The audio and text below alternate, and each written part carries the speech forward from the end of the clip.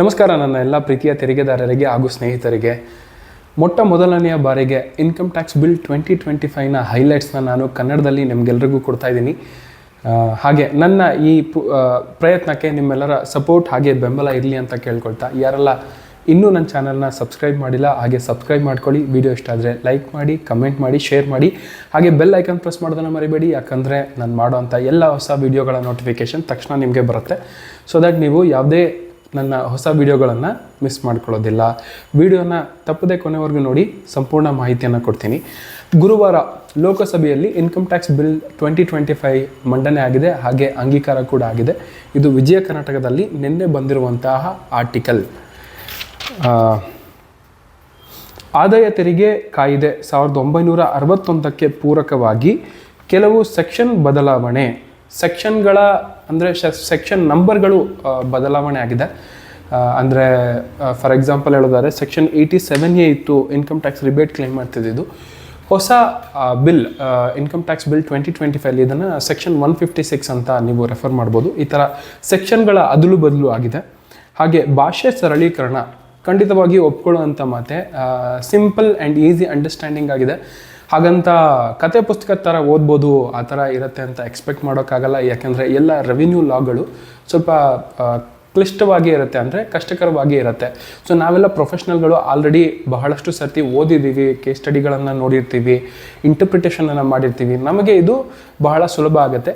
ಹಾಗೆ ಜನಸಾಮಾನ್ಯರಿಗೆ ಓದೋದು ಸ್ವಲ್ಪ ಕಷ್ಟ ಆಗ್ಬೋದು ಅಂತಲೇ ನನ್ನ ಪರ್ಸ್ನಲ್ ಒಪಿನಿಯನ್. ಅದಾದಮೇಲೆ ವಿವಾದ ವ್ಯಾಜ್ಯಗಳನ್ನು ಕಡಿಮೆ ಮಾಡುವ ಉದ್ದೇಶದೊಂದಿಗೆ ಹೊಸ ವಿಧೇಯಕವನ್ನು ರೂಪಿಸಲಾಗಿದೆ. ಕೆಲವೊಂದು ಆಂಬಿಗ್ವಿಟಿಗಳಿತ್ತು ಇನ್ಕಮ್ ಟ್ಯಾಕ್ಸ್ ಆ್ಯಕ್ಟ್ 1961 ಬಹಳಷ್ಟು ಸೆಕ್ಷನ್ಗಳು. ನಾನು ನನ್ನ ಫ್ರೆಂಡ್ಸ್ ಜೊತೆಲ್ಲ ಚರ್ಚೆ ಮಾಡಬೇಕಾದ್ರೆಲ್ಲ ಡಿಸ್ಕಸ್ ಮಾಡ್ತಾ ಇದ್ದಿದ್ದು, ಈ ಥರ ಮಾಡಿದ್ರೆ ಹೆಂಗೆ, ಇದು ಈ ಥರನೂ ಮಾಡ್ಬೋದಲ್ವ, 2-3 ಆಪ್ಷನ್ಗಳಿರುತ್ತೆ. ಸೊ ಈ ಥರ ಆಂಬಿಗ್ವಿಟಿಗಳಿದ್ದಾಗ ಏನಾಗುತ್ತೆ, ನಾವು 2-3 ಅಪ್ರೋಚ್ಗಳನ್ನು ಇಟ್ಕೊಳ್ಬೋದು ನಾವು ಇಂಟರ್ಪ್ರಿಟ್ ಮಾಡಿ ಟ್ಯಾಕ್ಸ್ ಲಯಬಿಲಿಟಿಗಳನ್ನು ಡಿಟರ್ಮೈನ್ ಮಾಡೋಕ್ಕೆ.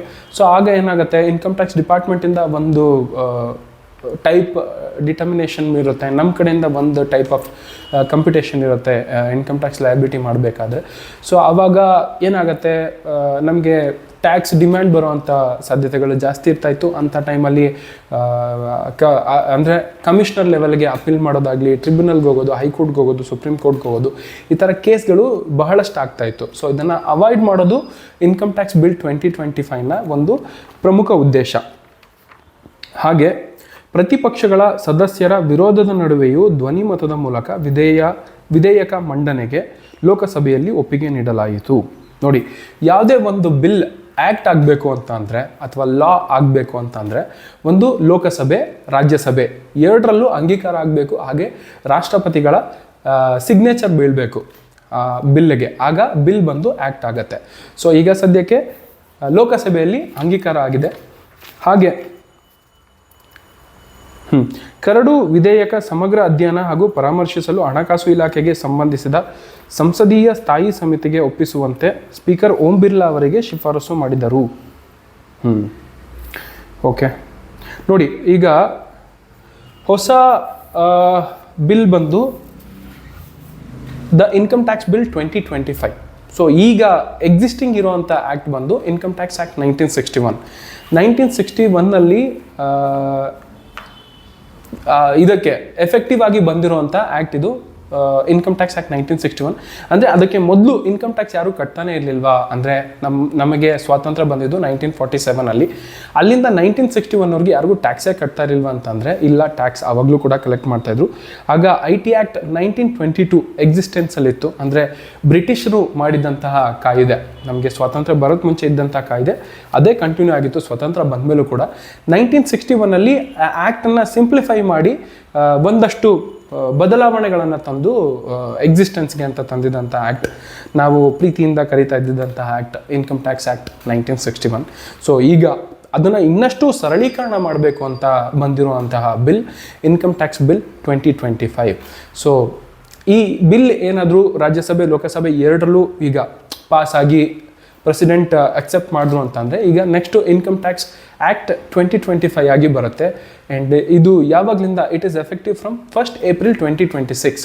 ಅಂದರೆ ಈಗ ರನ್ನಿಂಗಲ್ಲಿದೆಯಲ್ಲ ಫಿನಾನ್ಷಿಯಲ್ ಇಯರ್ 25-26 ಇದಕ್ಕೆ ಇನ್ಕಮ್ ಟ್ಯಾಕ್ಸ್ ಆ್ಯಕ್ಟ್ 1961 ಅಪ್ಲಿಕೇಬಿಲಿಟಿ ಇರುತ್ತೆ. ನಮಗೆ ಇದೊಂದು ನೋಡಿ ಒಂದು ದೊಡ್ಡ ಕನ್ಫ್ಯೂಷನ್ ಆಗ್ತಾಯಿತ್ತು. ಈಗ ಅಸೆಸ್ಮೆಂಟ್ ಇಯರ್ ಫಿನಾನ್ಷಿಯಲ್ ಇಯರ್ ಅಂತ ಕರಿಬೇಕಾದ್ರೆ ನಾನು ಎಷ್ಟೋ ಸತಿ ಕ್ಲೈಂಟ್ಸ್ಗಳ ಜೊತೆ ಕಮ್ಯುನಿಕೇಟ್ ಮಾಡಬೇಕಾದ್ರೆ ಏನಾದ್ರು ಬ್ಯಾಂಕ್ ಸ್ಟೇಟ್ಮೆಂಟ್ ಕೊಡಿ ಅಥವಾ ಈ ಡಾಕ್ಯುಮೆಂಟ್ಸ್ ಕೊಡಿ for the period from 1st April 2023 to 31st March 2024. ಅಂದರೆ ಫಿನಾನ್ಷಿಯಲ್ ಇಯರ್ 23-24 ಬರುತ್ತೆ, ಅಸೆಸ್ಮೆಂಟ್ ಇಯರ್ 24-25.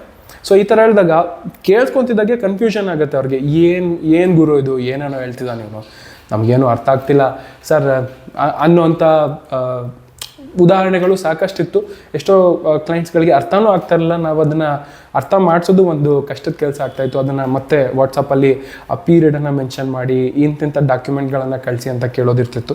ಕೆಲವೊಂದು ಸತಿ ನೋಟಿಸ್ ಬಂದಾಗ, ಇಂಟಿಮೇಷನ್ಗಳು ಬಂದಾಗ ಅದರಲ್ಲಿ ಅಸೆಸ್ಮೆಂಟ್ ಇಯರ್ ಅನ್ನುವಂಥ ಪದಗಳನ್ನು ಉಪಯೋಗಿಸ್ತಾಯಿದ್ರು. ಅಸೆಸ್ಮೆಂಟ್ ಇಯರ್ 24-25 ಆ್ಯಂಡ್ ಅದು 1st April 2023 ಇಂದ 31st March 2024ವರೆಗೂ ಆ ಪೀರಿಯಡ್ಗೆ ಕವರ್ ಆಗುವಂಥದ್ದು. ಸೊ ಈಗ ಹೊಸ ಬಿಲ್ಲಲ್ಲಿ ಇನ್ಕಮ್ ಟ್ಯಾಕ್ಸ್ ಬಿಲ್ 2025 ಈ ಅಸೆಸ್ಮೆಂಟ್ ಇಯರ್ ಫಿನಾನ್ಷಿಯಲ್ ಇಯರ್ ಈ ಕಾನ್ಸೆಪ್ಟನ್ನು ತೆಗೆದಾಕಿದ್ದಾರೆ. ಒಂದೇ ಪದ ಬಳಕೆ ಇದೆ, ಅಂದರೆ ಟ್ಯಾಕ್ಸ್ ಇಯರ್. ಯಾವ ಫಿನಾನ್ಷಿಯಲ್ ಇಯರ್ ಅಂದರೆ ಐ ಮೀನ್ ಈಗ ಟ್ಯಾಕ್ಸ್ ಇಯರ್ ಅಂತ ಕರಿತೀವಿ, 1st April ಸ್ಟಾರ್ಟ್ ಆಗುತ್ತೆ ಆ್ಯಂಡ್ 31st March ಮುಗ್ದೋಗುತ್ತೆ. ಇನ್ ಕೇಸ್ ಏನಾದರೂ ಹೊಸ ಬಿಸ್ನೆಸ್ ಸ್ಟಾರ್ಟ್ ಮಾಡ್ತಾ ಇದ್ದೀರಾ ಅಥವಾ ಪ್ರೊಫೆಷನನ್ನು ರನ್ ಮಾಡ್ತಿದ್ದೀರಾ ಅಂತ ಬಂದಾಗ ನೀವು ಯಾವ ಡೇಟಿಂದ ಬಿಸ್ನೆಸ್ಸನ್ನು ಸ್ಟಾರ್ಟ್ ಮಾಡ್ತೀರಾ ಆ ಡೇಟಿಂದನೇ ಟ್ಯಾಕ್ಸ್ ಇಯರ್ ಸ್ಟಾರ್ಟ್ ಆಗುತ್ತೆ. ಫಾರ್ ಎಕ್ಸಾಂಪಲ್ ಹೇಳೋದಾದರೆ June 1st ನೀವೊಂದು ಬಿಸ್ನೆಸ್ಸನ್ನು ಸ್ಟಾರ್ಟ್ ಮಾಡ್ತಾ ಇದ್ದೀರಾ, ಸೊ ಟ್ಯಾಕ್ಸ್ ಇಯರ್ ಅಲ್ಲಿಂದನೇ ಸ್ಟಾರ್ಟ್ ಆಗುತ್ತೆ, 31st March ಎಂಡ್ ಆಗುತ್ತೆ. ಇನ್ ಕೇಸ್ ಯಾರಿಗಾದರೂ ಫಸ್ಟ್ 6 months ಇನ್ಕಮ್ಮೇ ಇಲ್ಲ, ಅದಾದಮೇಲೆ ಇನ್ಕಮ್ ಜನರೇಟ್ ಆಗ್ತಿದೆ ಅಂದರೆ ಟ್ಯಾಕ್ಸ್ ಇಯರ್ ಬಂದು ಅಲ್ಲಿಂದ ಸ್ಟಾರ್ಟ್ ಆಗುತ್ತೆ ಆ್ಯಂಡ್ 31st March ಮುಗಿಯುತ್ತೆ. ಇದು ಒಂದು ಬಹಳ ಇಂಪಾರ್ಟೆಂಟ್ ಆಗಿರುವಂತಹ ಬದಲಾವಣೆ. ಹಾಗೆ income tax act 1961 total 298 sections ಇತ್ತು. ಆದರೆ ಈಗ ಇಂಟ್ರೊಡ್ಯೂಸ್ ಮಾಡ್ತಿರುವಂಥ ಹೊಸ ಬಿಲ್ನಲ್ಲಿ 536 ಸೆಕ್ಷನ್ಗಳಿದೆ. ಸೊ ನೀವು ಯೋಚನೆ ಮಾಡ್ತಿರ್ಬೋದಲ್ವಾ, ಏನಿದು ಸರಳೀಕರಣ ಮಾಡ್ತಾರೆ ಅಂತಂದರೆ ಸೆಕ್ಷನ್ಗಳು ಇನ್ನೂ ಕಡಿಮೆ ಆಗಬೇಕು, ಇಲ್ಲಿ ನೋಡ್ರೆ ಸೆಕ್ಷನ್ಗಳು ಇನ್ನೂ ಕೂಡ ಜಾಸ್ತಿ ಆಗಿದೆ, ಏನು ಮಾಡ್ತಾ ಇದ್ದಾರೆ ಅಂತ ನೋಡಿ. ಇನ್ಕಮ್ ಟ್ಯಾಕ್ಸ್ ಆ್ಯಕ್ಟ್ 1961 ಬಂದಾಗ್ಲಿಂದ ಇಲ್ಲಿವರೆಗೂ ಸುಮಾರು 4,000ಕ್ಕೂ ಜಾಸ್ತಿ ಅಮೆಂಡ್ಮೆಂಟ್ಗಳಾಗಿದೆ. ಇದು ಯಾವ ಥರ ಸಿಂಪಲಾಗಿ ಹೇಳೋದಾದರೆ ಒಂದು ಅವಿಭಕ್ತ ಕುಟುಂಬ ಥರ ಆಯಿತು. ನಾನು ಇಲ್ಲಿ ಬಹಳಷ್ಟು ಸೆಕ್ಷನ್ಗಳನ್ನ ರೆಫರೆನ್ಸ್ ತಗೊಳ್ತಾ ಇಲ್ಲ, ಯಾಕಂದರೆ ಯಾರಿಗೂ ಜಾಸ್ತಿ ಕನ್ಫ್ಯೂಸ್ ಆಗಬಾರ್ದು ಆ್ಯಂಡ್ ಈಸಿ ಅರ್ಥ ಆಗಲಿ ಅಂತ. 1961 ಆ್ಯಕ್ಟ್ ಬಂದು ಸ್ವಲ್ಪ ಕಷ್ಟ ಇರುತ್ತೆ. ಈಗ ಸರಳೀಕರಣ ಮಾಡಿ ಇಂಟ್ರೊಡ್ಯೂಸ್ ಮಾಡ್ತಿರೋದಂಥ ಹೊಸ ಬಿಲ್ ಇನ್ಕಮ್ ಟ್ಯಾಕ್ಸ್ ಬಿಲ್ 2025. ಅದ್ರ ಜೊತೆಗೆ ನಾನು 2 ಸೆಕ್ಷನ್ಗಳು ತಗೊಂಡು ಕಂಪೇರ್ ಮಾಡ್ತಾ ಕೂತ್ಕೊಂಡ್ರೆ ಕನ್ಫ್ಯೂಸ್ ಆಗುತ್ತೆ. ಸೊ ಹಾಗಾಗಿ ಸೆಕ್ಷನ್ಗಳನ್ನ ಯೂಸ್ ಮಾಡಿದೆ ಸಿಂಪಲ್ಲಾಗಿ ನಾನು ಎಕ್ಸ್ಪ್ಲೈನ್ ಮಾಡ್ತಾ ಇದ್ದೀನಿ. ನೋಡಿ, ಒಂದು 1961 ಇದುವರೆಗೂ ಎಷ್ಟೆಲ್ಲ ಅಮೆಂಡ್ಮೆಂಟ್ಗಳಾಗಿದೆ. ಒಂದು ಸೆಕ್ಷನ್ ತೊಗೊಂಡ್ರೆ ಅದರಲ್ಲಿ ಏನಾದ್ರು ಚೇಂಜ್ ಆಗುತ್ತೆ ಅಂದರೆ ಒಂದು ಸಬ್ ಸೆಕ್ಷನ್ ಕೊಡೋದು, ಅದರಲ್ಲಿ ಮತ್ತೆ ಇನ್ನೊಂದು ಸಬ್ ಸೆಕ್ಷನ್ ಕೊಡೋದು, ಅದ್ರಲ್ಲಿ ಮತ್ತೆ ಕ್ಲಾಸ್ಗಳು ಕೊಡೋದು, ಮತ್ತು ಪ್ರಾವಿಸೋಗಳು ಕೊಡೋದು, ಮತ್ತು ಎಕ್ಸ್ಪ್ಲನೇಷನ್ ಕೊಡೋದು.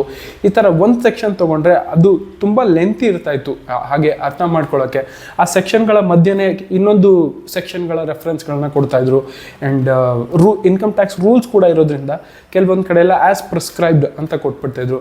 ಅಂದರೆ ಸ್ಟ್ರೈಟ್ ನೀವು ಆ್ಯಕ್ಟನ್ನು ನೋಡಿದ್ರೆ ರೂಲ್ಸ್ ಜೊತೆ ಕಂಪೇರ್ ಮಾಡಿ ನೀವು ಓದಿಲ್ಲ ಅಂತಂದರೆ ಏನೂ ಅರ್ಥ ಆಗಲ್ಲ ಇನ್ಕಮ್ ಟ್ಯಾಕ್ಸ್ ಆ್ಯಕ್ಟನ್ನು ಓದ್ತಾ ಇದ್ದರೆ.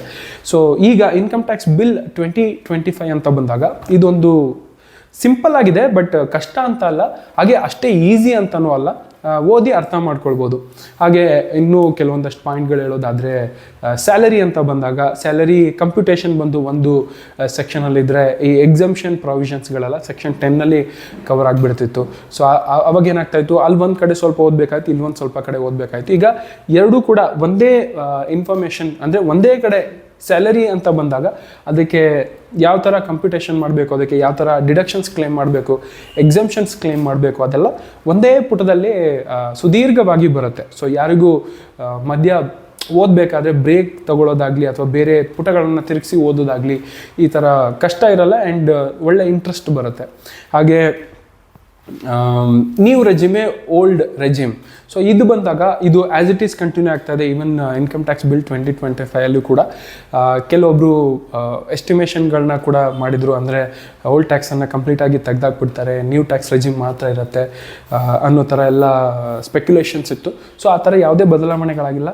ಆ್ಯಂಡ್ ಈವನ್ ಇನ್ಕ್ಲೂಡಿಂಗ್ ರಿಬೇಟ್ ಇರ್ಬೋದು, ಅಥವಾ ಸ್ಟ್ಯಾಂಡರ್ಡ್ ಡಿಡಕ್ಷನ್ ತೊಗೊಳೋದಿರ್ಬೋದು, ಅಥವಾ ಇನ್ಕಮ್ ಟ್ಯಾಕ್ಸ್ ರಿಟರ್ನ್ ಫೈಲ್ ಮಾಡೋದಿರ್ಬೋದು, ರಿವೈಸ್ ಮಾಡೋದಿರ್ಬೋದು, ಅಪ್ಡೇಟ್ ಮಾಡೋದಿರ್ಬೋದು, ಅಪೀಲ್ ಮಾಡೋದಿರ್ಬೋದು, ಆ್ಯಂಡ್ ಈ ಪೆನಾಲ್ಟಿ ಪ್ರೊಸಿಕ್ಯೂಷನ್ ಇರ್ಬೋದು, ಎಲ್ಲ ಕೂಡ ಆ್ಯಸ್ ಇಟ್ ಈಸ್ ಇದೆ. ಕೆಲವೊಂದು ಸೆಕ್ಷನ್ಗಳು ಅದಲು ಬದಲಾಗಿದೆ ಅಷ್ಟೇ, ಇನ್ನು ಮಿಕ್ಕಿದ ಎಲ್ಲ ಪ್ರೊವಿಷನ್ಗಳು ಹಾಗೆ ಇದೆ. ಸೊ ಹೊಸ ಬಿಲ್ ತರ್ತಾ ಇದ್ದಾರೆ ಅಂದಿದ ತಕ್ಷಣ ಪೂರ್ತಿ ಚೇಂಜ್ ಆಗಿಬಿಟ್ಟಿದೆ, ಏನಪ್ಪ ಇದು ಹೊಸ ಆ್ಯಕ್ಟ್ ಬಂದುಬಿಡ್ತು, ನಮಗೆ ಎಲ್ಲ ಮತ್ತೆ ರೆಫರ್ ಮಾಡಬೇಕು ಅನ್ನೋ ಥರ ಯಾರು ಸ್ಟೂಡೆಂಟ್ಗಳು ಆಗಲಿ ಯಾರು ಪ್ಯಾನಿಕ್ ಆಗಬೇಡಿ. ಕೆಲವೊಂದಷ್ಟು ಸೆಕ್ಷನ್ಗಳನ್ನ ಬದಲಾವಣೆ ಆಗಿರೋದನ್ನು ನೆನ್ಪಿಟ್ಕೊಂಡ್ರೆ ಸಾಕಾಗುತ್ತೆ. ಇನ್ನು ಮಿಕ್ಕಿದ್ದು ಕಾನ್ಸೆಪ್ಟ್ಗಳಾಗಲಿ ಅವೆಲ್ಲ ಸೇಮೇ ಇರುತ್ತೆ, ಇನ್ನೇನು ಅಂಥ ಮೇಜರ್ ಚೇಂಜಸ್ ಏನೂ ಆಗಿಲ್ಲ. ಆ್ಯಂಡ್ ಹೆಡ್ಸ್ ಆಫ್ ಇನ್ಕಮ್ ಅಂತ ಬಂದಾಗ ಸ್ಯಾಲರಿ ಇನ್ಕಮ್ ಬರ್ತಾಯಿತ್ತು, ಬಿಸ್ನೆಸ್ ಆರ್ ಪ್ರೊಫೆಷನ್ ಇನ್ಕಮ್ ಬರ್ತಾಯಿತ್ತು, ರೆಂಟಲ್ ಇನ್ಕಮ್ ಬರ್ತಾಯಿತ್ತು, ಕ್ಯಾಪಿಟಲ್ ಗೇನ್ ಒಂದು ಹೆಡ್ ಇತ್ತು, ಇನ್ಕಮ್ ಫ್ರಮ್ ಅದರ್ ಸೋರ್ಸಸ್ ಅಂತ ಒಂದು ಹೆಡ್ ಇತ್ತು. ಸೊ ಈಗ ಹೊಸ ಬಿಲ್ಲಲ್ಲಿ ಕೂಡ ಈ 5 ಹೆಡ್ಸ್ ಆಫ್ ಇನ್ಕಮ್ ಹಾಗೆ ಆ್ಯಸ್ ಇಟ್ ಈಸ್ ಇರುತ್ತೆ, ಹಾಗೆ ಕಂಟಿನ್ಯೂ ಕೂಡ ಆಗುತ್ತೆ. ಅದಾದಮೇಲೆ HUF ಅಂತ ಬಂದಾಗ HUF concept income tax act 1961 ಇತ್ತು, ಈಗಲೂ ಕೂಡ ಅದೇ ಕಾನ್ಸೆಪ್ಟೇ ಕಂಟಿನ್ಯೂ ಆಗುತ್ತೆ, ಯಾವುದೇ ತರಹದ ಬದಲಾವಣೆಗಳಿಲ್ಲ. ಸೊ ಇಲ್ಲಿ ಏನಂದರೆ ಈ ಎಕ್ಸ್ಪ್ಲನೇಷನ್ಗಳು, ಪ್ರಾವಿಷನ್ಗಳು ಅದನ್ನೆಲ್ಲ ಎಲಿಮಿನೇಟ್ ಮಾಡಿ ಒಂದು ಈಸಿ ಆಗಿ ಅರ್ಥ ಆಗೋ ಥರ ಒಂದು ಟೇಬಲ್ಸ್ಗಳನ್ನು ಕೊಟ್ಟಿದ್ದಾರೆ, ಹಾಗೆ ಫಾರ್ಮುಲಾಸ್ಗಳನ್ನು ಕೊಟ್ಟಿದ್ದಾರೆ, ಈಸಿ ಅಂಡರ್ಸ್ಟ್ಯಾಂಡಿಂಗ್ ಇರಲಿ ಅಂತ ಅದೊಂದು. ಅದಾದಮೇಲೆ ಎಕ್ಸಾಮ್ಟ್ ಇನ್ಕಮ್ ಅಂತ ಬಂದಾಗ ಸೆಕ್ಷನ್ 10 ಯಾವುದ್ಯಾವುದು ಕವರ್ ಆಗ್ತಾಯಿತ್ತು, ಸೊ ಅದನ್ನೆಲ್ಲ ಸ್ಕೆಡ್ಯೂಲ್ಗಳಿಗೆ ಟ್ರಾನ್ಸ್ಫರ್ ಮಾಡಿದ್ದಾರೆ, ಅದೊಂದು ಬದಲಾವಣೆ ಇದೆ. ಅದಾದಮೇಲೆ ಇಂಟರ್ನ್ಯಾಷನಲ್ ಟ್ಯಾಕ್ಸೇಷನ್ ಅಂತ ಬಂದಾಗ ಈ ಟ್ಯಾಕ್ಸ್ ಟ್ರೀಟಿಯಲ್ಲಿ ಕೆಲವೊಂದು ಟರ್ಮ್ಸ್ಗಳ ಬಗ್ಗೆ ಡೆಫಿನಿಷನನ್ನು ಕೊಟ್ಟಿರ್ತಾರೆ. ಸೊ ಆವಾಗ ನಮಗೆ ಯಾವುದೇ ತರಹದ ಟ್ರಾನ್ಸಾಕ್ಷನ್ಗಳನ್ನು ಇಂಟರ್ಪ್ರಿಟ್ ಮಾಡೋಕ್ಕೆ ಈಸಿ ಆಗುತ್ತೆ. ಕೆಲವೊಂದು ಟರ್ಮ್ಸ್ಗಳ ಡೆಫಿನಿಷನ್ ಟ್ಯಾಕ್ಸ್ ಟ್ರೀಟಿಯಲ್ಲಿರಲ್ಲ, ಬಟ್ ಇನ್ಕಮ್ ಟ್ಯಾಕ್ಸ್ ಆ್ಯಕ್ಟಲ್ಲಿ ಇರುತ್ತೆ. ಸೊ ಅಂಥ ಟೈಮಲ್ಲಿ ಟ್ಯಾಕ್ಸ್ ಟ್ರೀಟಿಯಲ್ಲಿ ಡೆಫಿನಿಷನ್ ಇದೆ ಅಂತಂದರೆ, ಇಂಟರ್ಪ್ರಿಟೇಷನ್ ಇದೆ ಅಂದರೆ ಅದನ್ನು ಕನ್ಸಿಡರ್ ಮಾಡ್ಬೋದು, ಅಥವಾ ಅಲ್ಲಿಲ್ಲ ಅಂತಂದರೆ ಇನ್ಕಮ್ ಟ್ಯಾಕ್ಸ್ ಆ್ಯಕ್ಟಲ್ಲಿ ಇದೆ ಅಂತ ಬಂದಾಗ ನಾವು ಆ ಡೆಫಿನಿಷನನ್ನು ಅಥವಾ ಇಂಟರ್ಪ್ರಿಟೇಷನನ್ನು ಉಪಯೋಗ ಮಾಡ್ಕೊಳ್ಬೋದು. ಇನ್ ಕೇಸ್ ಟ್ಯಾಕ್ಸ್ ಟ್ರೀಟಿಯಲ್ಲೂ ಇಲ್ಲ, ಇನ್ಕಮ್ ಟ್ಯಾಕ್ಸ್ ಆ್ಯಕ್ಟಲ್ಲೂ ಇಲ್ಲ ಅಂತ ಬಂದಾಗ ಗೌರ್ಮೆಂಟಿಂದ ಅಂದರೆ ಸೆಂಟ್ರಲ್ ಬೋರ್ಡ್ ಆಫ್ ಡೈರೆಕ್ಟ್ ಟ್ಯಾಕ್ಸಿಂದ ಇಶ್ಯೂ ಮಾಡಿರ್ತಲ್ಲ ನೋಟಿಫಿಕೇಷನ್, ಅಲ್ಲೇನಾದರೂ ಎಕ್ಸ್ಪ್ಲನೇಷನ್ ಕೊಟ್ಟಿದ್ದಾರೆ, ಇಂಟರ್ಪ್ರಿಟೇಷನ್ ಕೊಟ್ಟಿದ್ದಾರೆ ಅಂದರೆ ಅದನ್ನು ಉಪಯೋಗ ಮಾಡ್ಕೊಳ್ಬೋದು. ಇನ್ ಕೇಸ್ ಟ್ಯಾಕ್ಸ್ ಟ್ರೀಟಿಯಲ್ಲೂ ಇಲ್ಲ, ಇನ್ಕಮ್ ಟ್ಯಾಕ್ಸ್ ಆ್ಯಕ್ಟಲ್ಲೂ ಇಲ್ಲ, ಹಾಗೆ ಎಲ್ಲೂ ನೋಟಿಫಿಕೇಷನಲ್ಲೂ ಇಲ್ಲ ಅನ್ನುವಂಥ ಸಂದರ್ಭದಲ್ಲಿ ಬೇರೆ ಯಾವುದೇ ಸೆಂಟ್ರಲ್ ಆ್ಯಕ್ಟ್ಗಳಿರ್ತವೆ ಅಲ್ಲಿ ಇರುವಂತಹ ಇಂಟರ್ಪ್ರಿಟೇಷನನ್ನು ನಾವು ಉಪಯೋಗ ಮಾಡ್ಕೊಳ್ಬೋದು. ಅದರ ನಂತರ ಜನರಲ್ ಆ್ಯಂಟಿ ಅವಾಯ್ಡೆನ್ಸ್ ರೂಲ್ಸ್ ಅಂತ ಬಂದಾಗ ಇದು ಕೂಡ ಇನ್ಕಮ್ ಟ್ಯಾಕ್ಸ್ ಆ್ಯಕ್ಟ್ 1961 ಏನಿತ್ತು ಆ್ಯಸ್ ಇಟ್ ಈಸ್ ಇಲ್ಲೂ ಕೂಡ ಅದನ್ನೇ ಕವರ್ ಮಾಡಿದ್ದಾರೆ. ಇದಿಷ್ಟು ಒಂದು ಬ್ರೀಫ್ ಆಗಿ ಇನ್ಫಾರ್ಮೇಷನ್ ಕೊಡಬೇಕು ಅಂತಂದರೆ ಇನ್ಕಮ್ ಟ್ಯಾಕ್ಸ್ ಆ್ಯಕ್ಟ್ 1961ಗೂ ಹಾಗೆ ಇನ್ಕಮ್ ಟ್ಯಾಕ್ಸ್ ಬಿಲ್ 2025ಗೂ ನನಗೆಲ್ಲ ಒಂದು ಲೈಕ್ ಇದೆಲ್ಲ ಇನ್ಫಾರ್ಮೇಷನ್ ಆಚೆ ಬಂದಾಗ ಲಾಸ್ಟ್ ಬಡ್ಜೆಟಲ್ಲೆಲ್ಲ ಅನೌನ್ಸ್ ಮಾಡಿದ್ರಲ್ಲ, ಸೊ ಆಗ ಯೂಟ್ಯೂಬಲ್ಲೆಲ್ಲ ಕೆಲವೊಬ್ಬರು ಅವ್ರವ್ರದ್ದೇ ಆದಂಥ ಸ್ಪೆಕ್ಯುಲೇಷನ್ಗಳನ್ನು ತರ್ತಾಯಿದ್ರು. ನನಗೆ ಎಷ್ಟೋ ಕ್ಲೈಂಟ್ಸ್ಗಳು ಅಷ್ಟೇ ಯೂಟ್ಯೂಬಲ್ಲಿ ನೋಡ್ಕೊಳ್ಳೋದು ಅಥವಾ ಬೇರೆ ಎಲ್ಲೋ ನೋಡೋದು, ಕಾಲ್ ಮಾಡೋದು, ಸರ್ ಇದೇನೋ ತುಂಬ ಚೇಂಜ್ ಆಗ್ತಾ ಇದೆಯಂತೆ ಅಂತ ಕೇಳೋದು.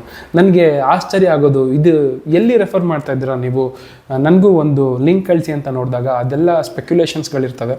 ನಾನು ಅವಾಗೆಲ್ಲ ಹೇಳ್ತಾ ಇದ್ದು ವೆಯ್ಟ್, ಇನ್ಕಮ್ ಟ್ಯಾಕ್ಸ್ ಬಿಲ್ ಬರೋವರೆಗೂ ವೆಯ್ಟ್ ಮಾಡಿ, ಈ ಥರ ಸ್ಪೆಕ್ಯುಲೇಷನ್ಗಳಿಗೆಲ್ಲ ಕಿವಿ ಕೊಡಬೇಡಿ, ಏನೋ ಚೇಂಜ್ ಆಗಿಬಿಡುತ್ತೆ, ಪೂರ್ತಿ ಇನ್ಕಮ್ ಟ್ಯಾಕ್ಸ್ ಆ್ಯಕ್ಟೇ ತೆಗ್ದಾಕ್ಬಿಡ್ತಾರೆ, ಹಳೆ ಆ್ಯಕ್ಟ್ ತೆಗ್ದು ಪೂರ್ತಿ ರೀಪ್ಲೇಸ್ ಮಾಡ್ತಾರೆ ಅಂತಂದರೆ ಅದು ಅಷ್ಟು ಸುಲಭದ ಕೆಲಸ ಅಲ್ಲ. ಎಷ್ಟೋ ಕಡೆ ವೆಸ್ಟರ್ನ್ ಕಂಟ್ರೀಸಲ್ಲೆಲ್ಲ ಈ ಥರ ಇನ್ಕಮ್ ಟ್ಯಾಕ್ಸ್ ಆ್ಯಕ್ಟನ್ನು ಸಿಂಪ್ಲಿಫೈ ಮಾಡಬೇಕು ಅಂತಂದರೆ ಸುಮಾರು 10 ರಿಂದ 15 ವರ್ಷ ಅಷ್ಟು ಟೈಮ್ಗಳನ್ನು ತೊಗೊಂಡಿದ್ದಾರೆ.